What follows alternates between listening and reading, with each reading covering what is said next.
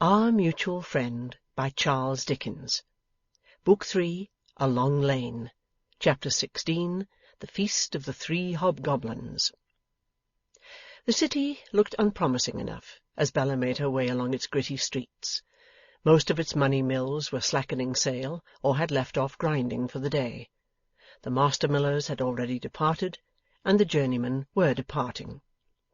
There was a jaded aspect on the business lanes and courts, and the very pavements had a weary appearance, confused by the tread of 1,000,000 feet. There must be hours of night to temper down the day's distraction of so feverish a place.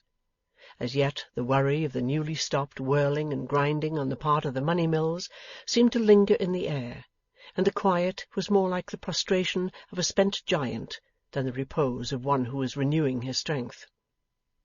If Bella thought, as she glanced at the mighty bank, how agreeable it would be to have an hour's gardening there, with a bright copper shovel, among the money, still she was not in an avaricious vein. Much improved in that respect, and with certain half-formed images which had little gold in their composition dancing before her bright eyes, she arrived in the drug-flavoured region of Mincing Lane, with the sensation of having just opened a drawer in a chemist's shop. The counting-house of Chicksey, Veneering, and Stobbles was pointed out by an elderly female accustomed to the care of officers, who dropped upon Bella out of a public-house, wiping her mouth, and accounted for its humidity on natural principles well known to the physical sciences, by explaining that she had looked in at the door to see what o'clock it was.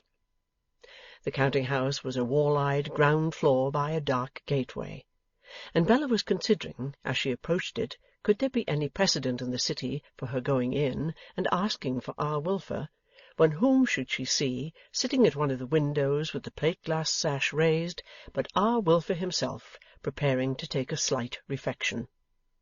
On approaching nearer, Bella discerned that the refection had the appearance of a small cottage loaf and a pennyworth of milk. Simultaneously with this discovery on her part, her father discovered her, and invoked the echoes of Mincing Lane to exclaim, "My gracious me!"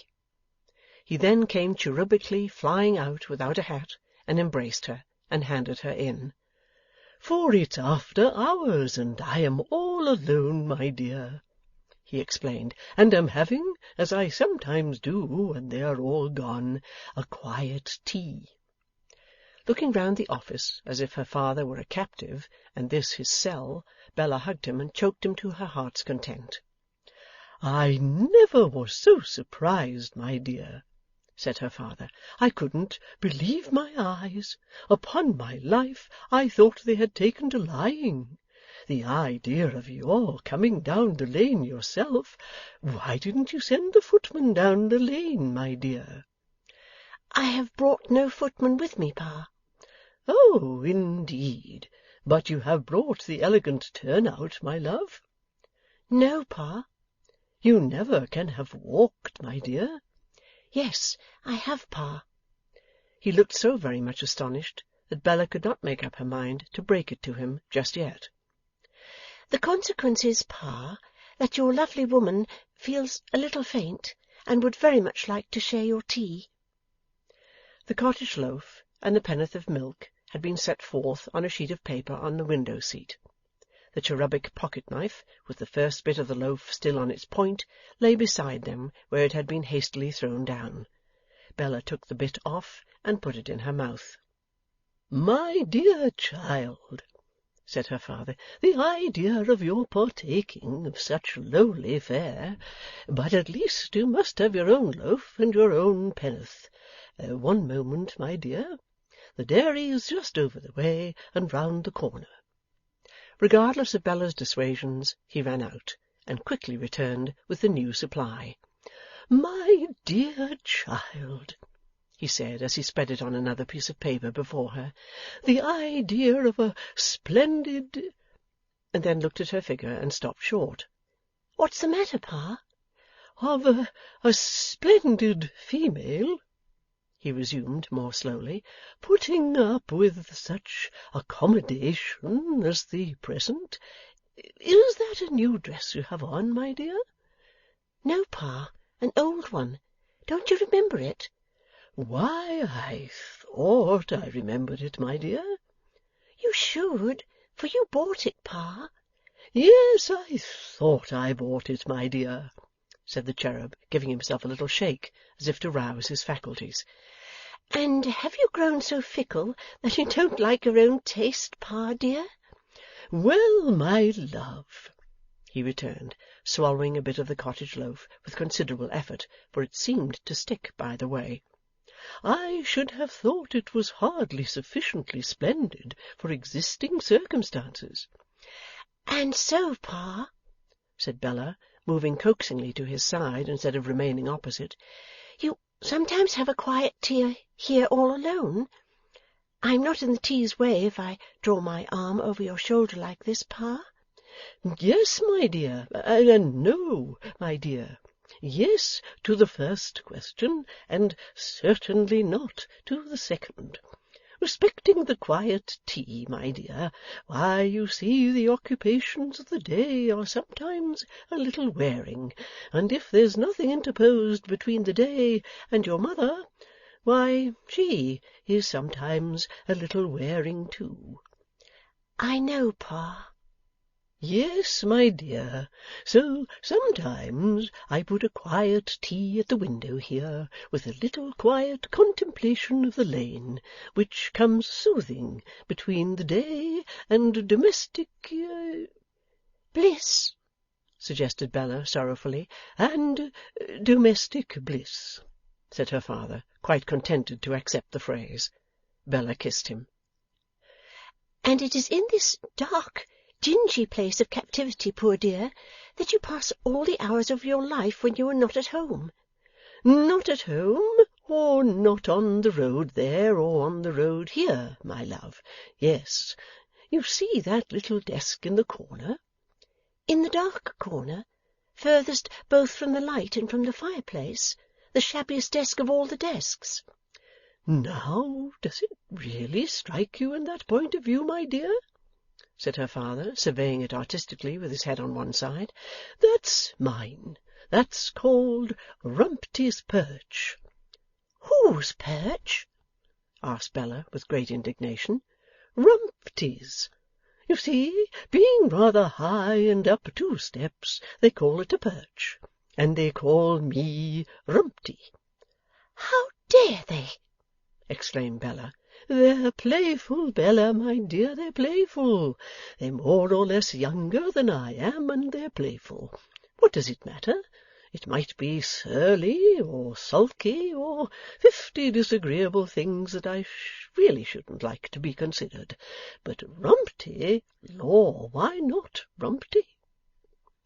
To inflict a heavy disappointment on this sweet nature, which had been, through all her caprices, the object of her recognition, love, and admiration from infancy, Bella felt to be the hardest task of her hard day.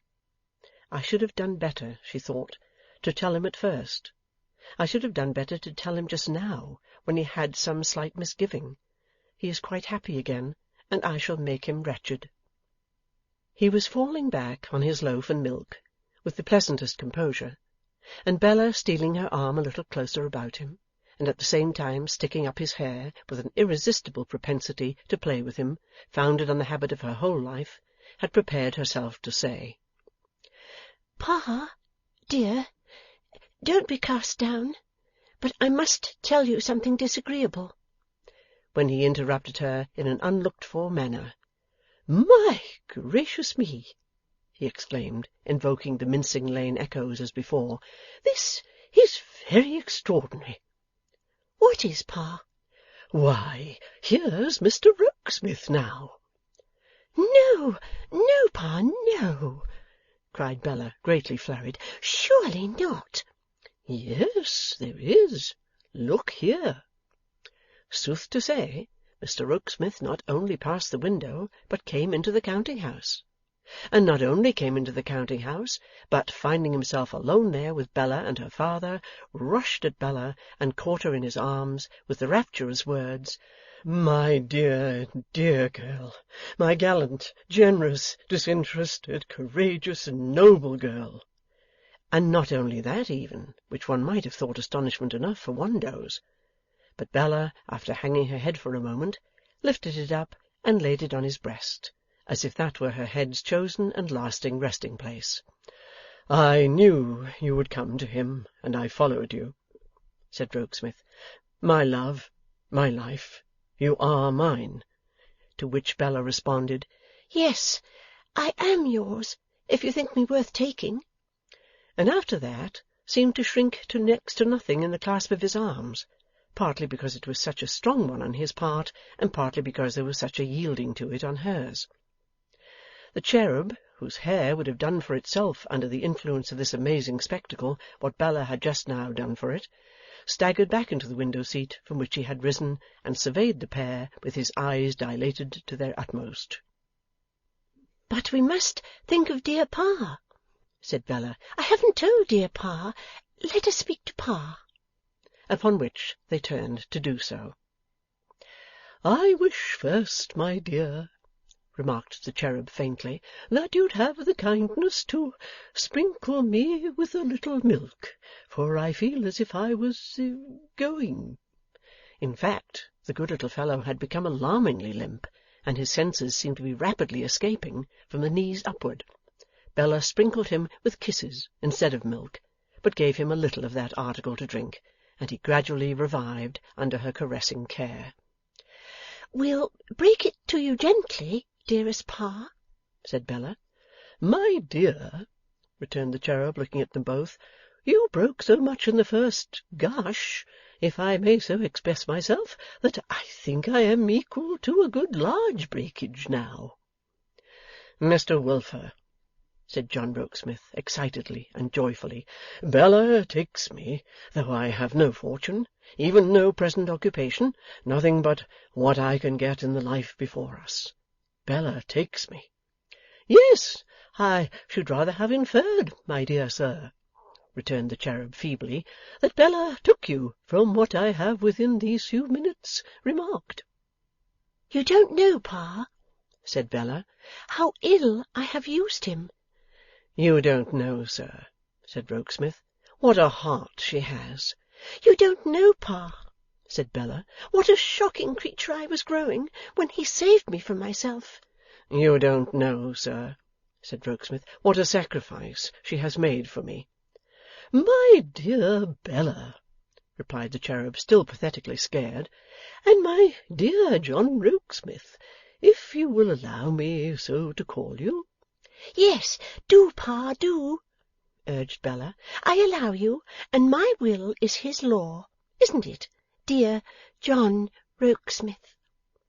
There was an engaging shyness in Bella, coupled with an engaging tenderness of love and confidence and pride, in thus first calling him by name, which made it quite excusable in John Rokesmith to do what he did. What he did was, once more, to give her the appearance of vanishing as aforesaid. "I think, my dears," observed the cherub, "that if you could make it convenient to sit one on one side of me and the other on the other, we should get on rather more consecutively, and make things rather plainer. John Rokesmith mentioned a while ago that he had no present occupation."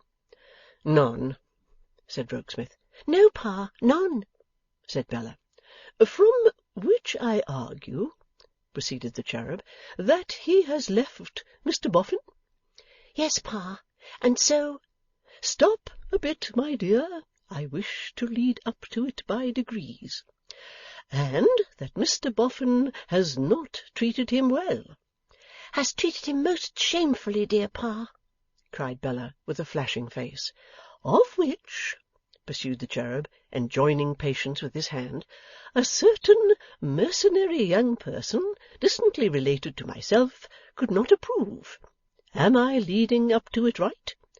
"Could not approve, sweet Pa," said Bella, with a tearful laugh and a joyful kiss. "Upon which," pursued the cherub, "the certain mercenary young person, distantly related to myself, having previously observed and mentioned to myself that prosperity was spoiling Mr. Boffin, felt that she must not sell her sense of what was right and what was wrong, and what was true and what was false, and what was just and what was unjust, for any price that could be paid to her by any one alive, Am I leading up to it right?" With another tearful laugh, Bella joyfully kissed him again. "And therefore, the cherub went on in a glowing voice, as Bella's hand stole gradually up his waistcoat to his neck, "this mercenary young person, distantly related to myself, refused the price, took off the splendid fashions that were part of it, put on the comparatively poor dress that I had last given her, and, trusting to my supporting her in what was right, came straight to me. Have I led up to it?" Bella's hand was round his neck by this time, and her face was on it. "The mercenary young person, distantly related to myself," said her good father, "did well. The mercenary young person, distantly related to myself, did not trust to me in vain. I admire this mercenary young person, distantly related to myself, more in this dress than if she had come to me in China silks, cashmere shawls, and Golconda diamonds. I love this young person dearly. I say to the man of this young person's heart, out of my heart and with all of it, my blessing on this engagement betwixt you, and she brings you a good fortune when she brings you the poverty she has accepted for your sake, and the honest truths." The staunch little man's voice failed him as he gave John Rokesmith his hand, and he was silent, bending his face low over his daughter. But not for long. He soon looked up, saying in a sprightly tone, "And now, my dear child, if you think you can entertain John Rokesmith for a minute and a half, I'll run over to the dairy and fetch him a cottage loaf and a drink of milk, that we may all have tea together." It was, as Bella gaily said, like the supper provided for the 3 nursery hobgoblins at their house in the forest, without their thunderous low growlings of the alarming discovery, "Somebody's been drinking my milk." It was a delicious repast, by far the most delicious that Bella, or John Rokesmith, or even R. Wilfer, had ever made. The uncongenial oddity of its surroundings, with the 2 brass knobs of the iron safe of Chicksey, Veneering, and Stobbles staring from a corner like the eyes of some dull dragon, only made it the more delightful. "To think," said the cherub, looking round the office with unspeakable enjoyment, "that anything of a tender nature should come off here is what tickles me. To think that ever I should have seen my Bella folded in the arms of her future husband here, you know." It was not until the cottage loaves and the milk had for some time disappeared, and the foreshadowings of night were creeping over Mincing Lane, that the cherub by degrees became a little nervous, and said to Bella as he cleared his throat, "Have you thought at all about your mother, my dear?" "Yes, Pa." "And your sister Lavvy, for instance, my dear?" "Yes, Pa. I think we had better not enter into particulars at home. I think it will be quite enough to say that I had a difference with Mr. Boffin and have left for good." "John Rokesmith, being acquainted with your ma, my love," said her father, after some slight hesitation, "I need have no delicacy in hinting before him that you may perhaps find your ma a little wearing." "A little patient, Pa?" said Bella, with a tuneful laugh, the tunefuller for being so loving in its tone. "Well, we'll say, strictly in confidence among ourselves, wearing. We won't qualify it," the cherub stoutly admitted, "and your sister's temper is wearing." "I don't mind, Pa." "And you must prepare yourself, you know, my precious," said her father, with much gentleness, "for our looking very poor and meagre at home, and being at the best but very uncomfortable after Mr. Boffin's house." "I don't mind, Pa. I could bear much harder trials for John." The closing words were not so softly and blushingly said but that John heard them, and showed that he heard them by again assisting Bella to another of those mysterious disappearances. "Well," said the cherub gaily, and not expressing disapproval, when you come back from retirement, my love, and reappear on the surface, I think it will be time to lock up and go." If the counting-house of Chicksey, Veneering, and Stobbles had ever been shut up by three happier people, glad as most people were to shut it up, they must have been superlatively happy indeed. But first Bella mounted upon Rumty's perch, and said, "Show me what you do here all day long, dear Pa. Do you write like this?" laying her round cheek upon her plump left arm, and losing sight of her pen in waves of hair in a highly unbusinesslike manner, though John Rokesmith seemed to like it. So the three hobgoblins, having effaced all traces of their feast, and swept up the crumbs, came out of Mincing Lane to walk to Holloway. And if two of the hobgoblins didn't wish the distance twice as long as it was, the third hobgoblin was much mistaken. Indeed, that modest spirit deemed himself so much in the way of their deep enjoyment of the journey that he apologetically remarked, "I think, my dears, I'll take the lead on the other side of the road, and seem not to belong to you." Which he did, cherubically strewing the path with smiles in the absence of flowers. It was almost 10 o'clock when they stopped within view of Wilfer Castle, and then, the spot being quiet and deserted, Bella began a series of disappearances which threatened to last all night. "I think, John," the cherub hinted at last, "that if you can spare me the young person distantly related to myself, I'll take her in." "I can't spare her," answered John, "but I must lend her to you. My darling!" A word of magic which caused Bella instantly to disappear again.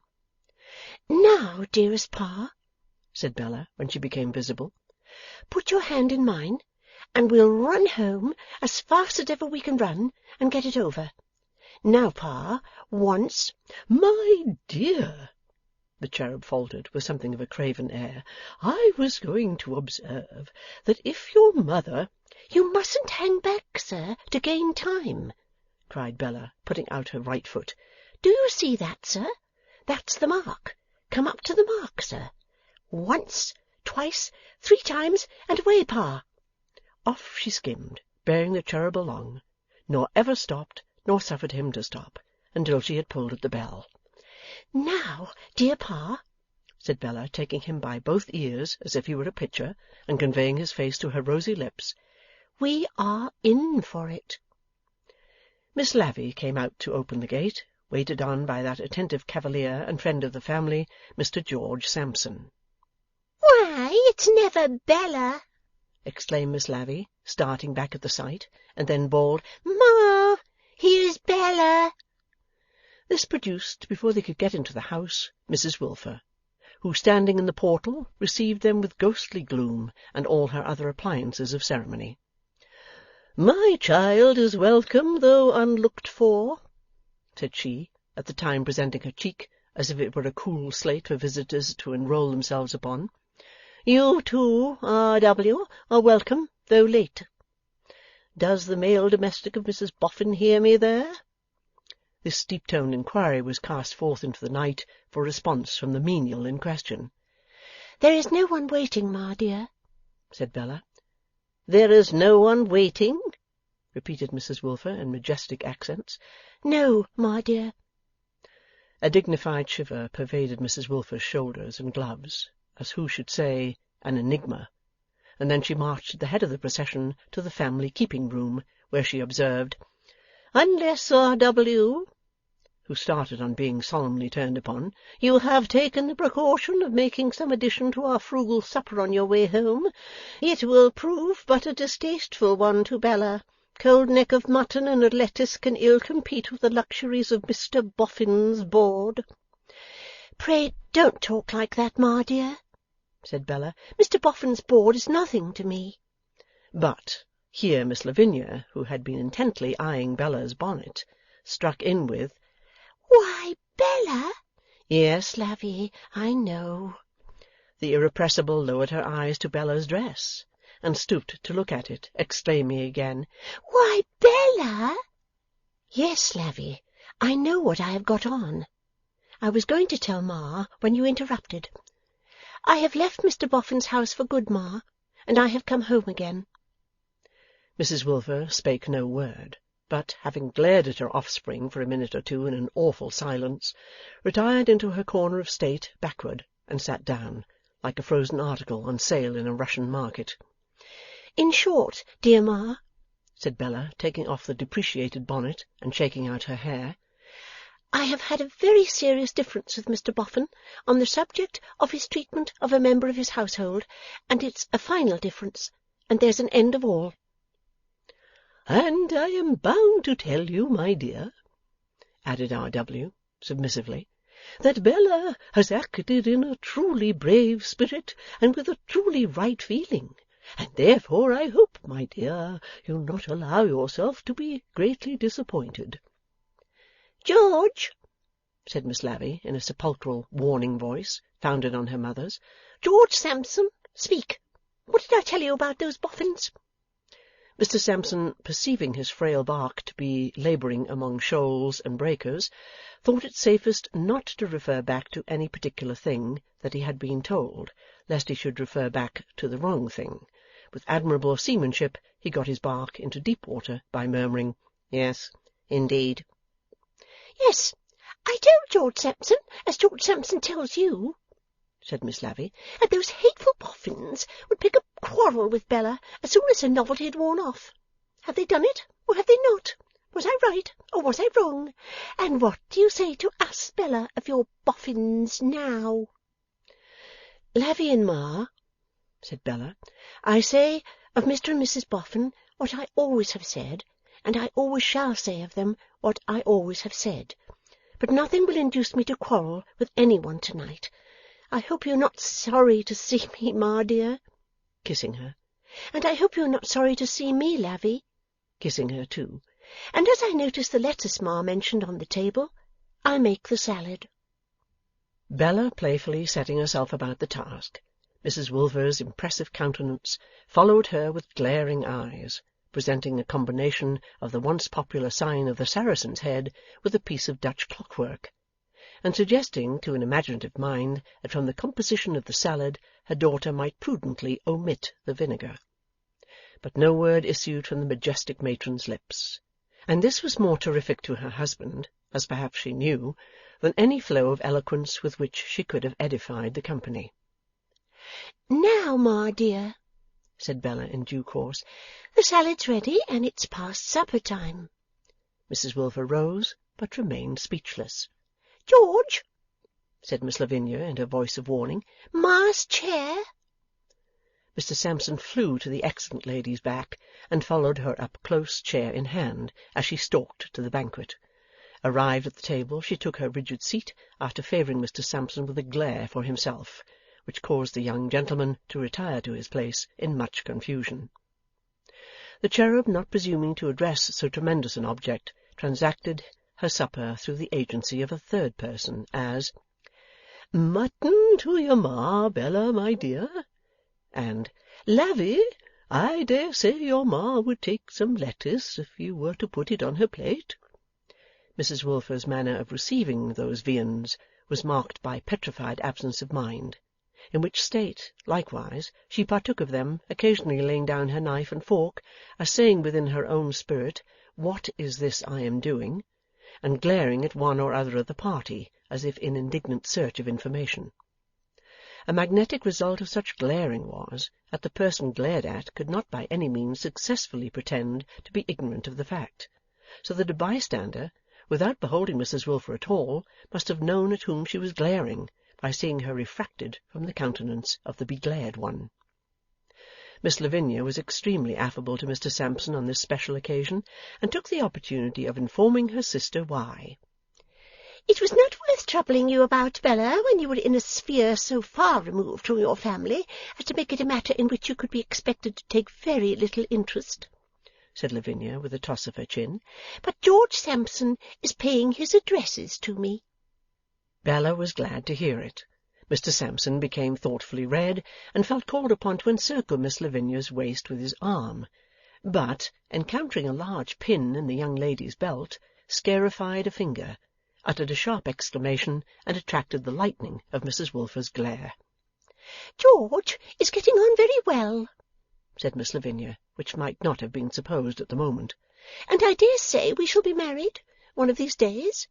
I didn't care to mention it when you were with your Here Miss Lavinia checked herself in a bounce, and added more placidly, "When you were with Mr. and Mrs. Boffin, but now I think it sisterly to name the circumstance." "Thank you, Lavvy dear. I congratulate you." "Thank you, Bella.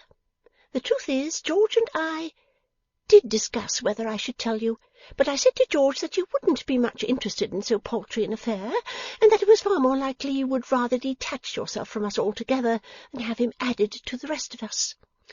"That was a mistake, dear Lavvy," said Bella. "It turns out to be," replied Miss Lavinia. "But circumstances have changed, you know, my dear. George is in a new situation, and his prospects are very good indeed. I shouldn't have had the courage to tell you so yesterday, when you would have thought his prospects poor and not worth notice, but I feel quite bold to-night." "When did you begin to feel timid, Lavvy?" inquired Bella with a smile. "I didn't say that I ever felt timid, Bella," replied the irrepressible. "but perhaps I might have said, if I had not been restrained by delicacy towards a sister's feelings, that I have for some time felt independent. Too independent, my dear, to subject myself to have my intended match — you'll prick yourself again, George — looked down upon. It is not that I could have blamed you for looking down upon it when you were looking up to a rich and great match, Bella. It is only that I was independent." Whether the irrepressible felt slighted by Bella's declaration that she would not quarrel, or whether her spitefulness was evoked by Bella's return to the sphere of Mr. George Sampson's courtship, or whether it was a necessary fillip to her spirits that she should come into collision with somebody on the present occasion, anyhow she made a dash at her stately parent now with the greatest impetuosity. "Ma, pray don't sit staring at me in that intensely aggravating manner. If you see a black on my nose, tell me so. If you don't, leave me alone." "Do you address me in those words?" said Mrs. Wilfer. "Do you presume?" "Don't talk about presuming, Ma, for goodness' sake. A girl who is old enough to be engaged is quite old enough to object to be stared at as if she was a clock." "Audacious one!" said Mrs. Wilfer. "Your grandmamma, if so addressed by one of her daughters at any age, would have insisted on her retiring to a dark apartment." "My grandmamma," returned Lavvy, folding her arms and leaning back in her chair, "wouldn't have sat staring people out of countenance, I think." "She would," said Mrs. Wilfer. "Then it's a pity she didn't know better," said Lavvy. "And if my grandmamma wasn't in her dotage when she took to insisting on people's retiring to dark apartments, she ought to have been. A pretty exhibition my grandmamma must have made of herself. I wonder whether she ever insisted on people's retiring into the ball of St. Paul's, and if she did, how she got them there." "Silence!" proclaimed Mrs. Wilfer. "I command silence." "I have not the slightest intention of being silent, Ma," returned Lavinia coolly, "but quite the contrary. I'm not going to be eyed as if I had come from the Boffins and sit silent under it. I'm not going to have George Sampson eyed as if he had come from the Boffins and sit silent under it. If Pa thinks proper to be eyed as if he had come from the Boffins also, well and good. I don't choose to, and I won't." Lavinia's engineering having made this crooked opening at Bella, Mrs. Wilfer strode into it. "You rebellious girl, you mutinous child, tell me this, Lavinia. If in violation of your mother's sentiments you had condescended to allow yourself to be patronized by the Boffins, and if you had come from those halls of slavery—" "That's mere nonsense, Ma," said Lavinia. "How?" exclaimed Mrs. Wilfer with sublime severity. "Halls of slavery, Ma, is mere stuff and nonsense," returned the unmoved irrepressible. "I say, presumptuous child, if you had come from the neighbourhood of Portland Place, bending under the yoke of patronage and attended by its domestics in glittering garb to visit me, do you think my deep-seated feelings could have been expressed in looks?" "All I think about it is," returned Lavinia, "that I should wish them expressed to the right person." "And if," pursued her mother, if making light of my warnings that the face of Mrs. Boffin alone was a face teeming with evil, you had clung to Mrs. Boffin instead of to me, and had after all come home rejected by Mrs. Boffin, trampled underfoot by Mrs. Boffin, and cast out by Mrs. Boffin, do you think my feelings could have been expressed in looks? Lavinia was about replying to her honoured parent that she might as well have dispensed with her looks altogether then, when Bella rose and said, "Good night, dear Ma. I have had a tiring day, and I'll go to bed." This broke up the agreeable party. Mr. George Sampson shortly afterwards took his leave, accompanied by Miss Lavinia with a candle as far as the hall, and without a candle as far as the garden gate. Mrs. Wilfer, washing her hands of the Boffins, went to bed after the manner of Lady Macbeth, and R.W. was left alone among the dilapidations of the supper-table in a melancholy attitude. But a light footstep roused him from his meditations, and it was Bella's. Her pretty hair was hanging all about her, and she had tripped down softly, brush in hand, and barefoot, to say good night to him. "My dear, you most unquestionably are a lovely woman," said the cherub, taking up a tress in his hand. "Look here, sir," said Bella. "When your lovely woman marries, you shall have that piece if you like, and she'll make you a chain of it. Would you prize that remembrance of the dear creature?"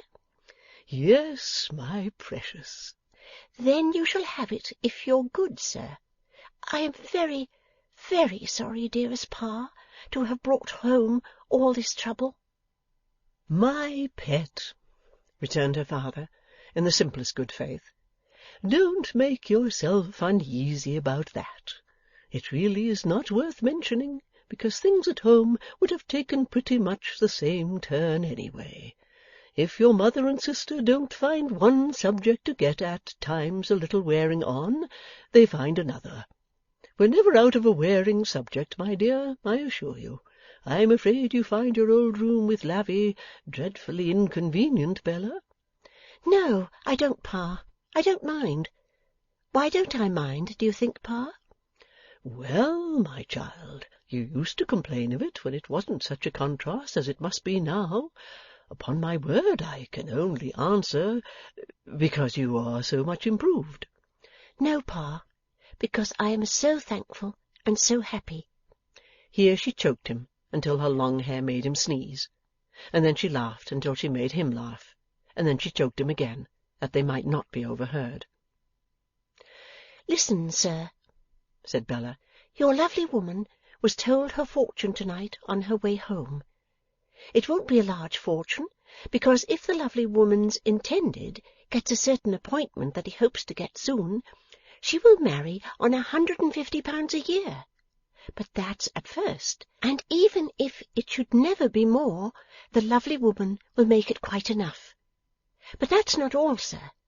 In the fortune there's a certain fair man, a little man, the fortune-teller said, who, it seems, will always find himself near the lovely woman, and will always have kept, expressly for him, such a peaceful corner in the lovely woman's little house as never was. Tell me the name of that man, sir." "Is he a knave in the pack of cards?" inquired the cherub, with a twinkle in his eyes. "Yes," cried Bella, in high glee, choking him again. "He's the knave of Wilfers. Dear Pa, the lovely woman means to look forward to this fortune that has been told for her, so delightfully, and to cause it to make her a much better lovely woman than she ever has been yet.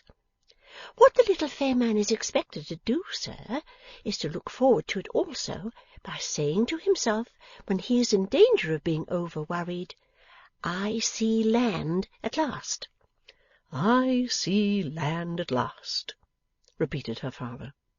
"There's a dear knave of Wilfers," exclaimed Bella, then putting out her small white bare foot. "That's the mark, sir. Come to the mark. Put your boot against it. We keep to it together, mind. Now, sir, you may kiss the lovely woman before she runs away, so thankful and so happy. Oh, yes, fair little man, so thankful and so happy." End of Book 3, Chapter 16.